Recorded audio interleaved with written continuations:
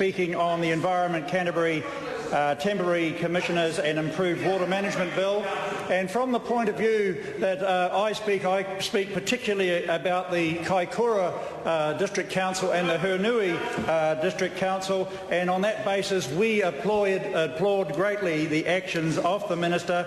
We are sick and tired of seeing the procrastination that has occurred over the last 20 years with no traction ever being gained, and I would like to say, Mr. Speaker, that Canterbury should be thankful. They should be thankful that the best people in this country are prepared to put their hand up and sort out the problems that Canterbury couldn't organise. In actual fact, from a person who lives originally in North Canterbury and now dwells in Marlborough, in actual fact, Canterbury couldn't sort out or organise a party in AMI Stadium.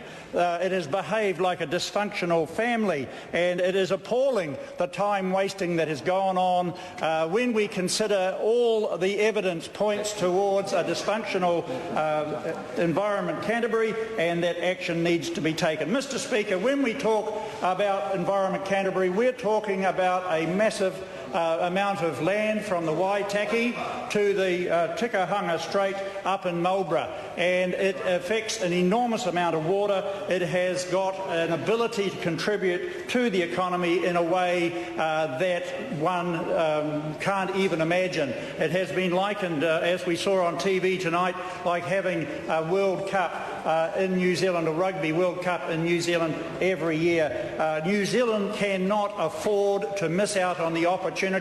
We hear the opposition on the other side ranting and raving about their democratic right being taken away. That has only happened because of the dysfunctionality that has occurred.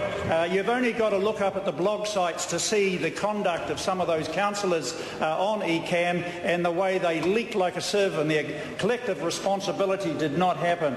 This bill will actually take us forward. It sits comfortably inside the theme of a brighter future for all New Zealanders. It is a leadership style that has been lacking under the previous government, and it has taken the Creech report to bring that to the fore, and it is great to see the Minister taking the appropriate action.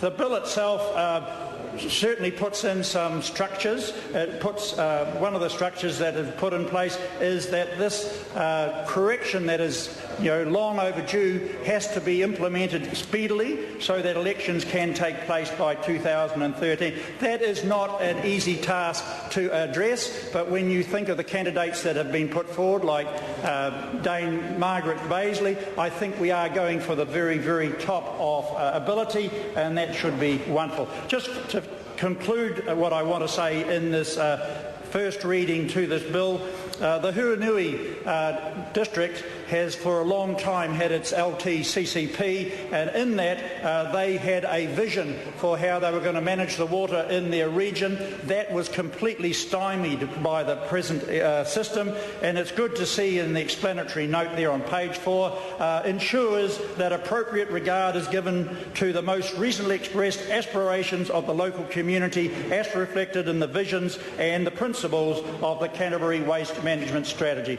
Mr. Speaker, this is a bill that is long overdue.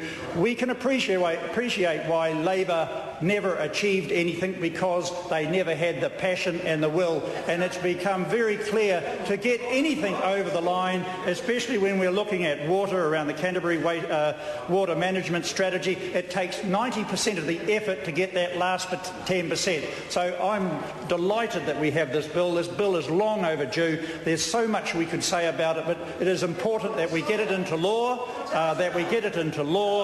so from that point of view, Mr. Speaker, I have great pleasure in supporting this bill in the first reading. I call the Honourable